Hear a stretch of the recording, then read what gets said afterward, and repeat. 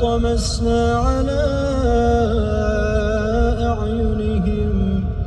فاستبقوا الصراط فأنى يبصرون ولو نشاء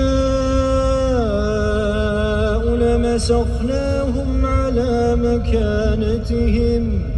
فما استطاعوا مضيا ولا يرجعون ومن نعمره ننكسه في الخلق أفلا يعقلون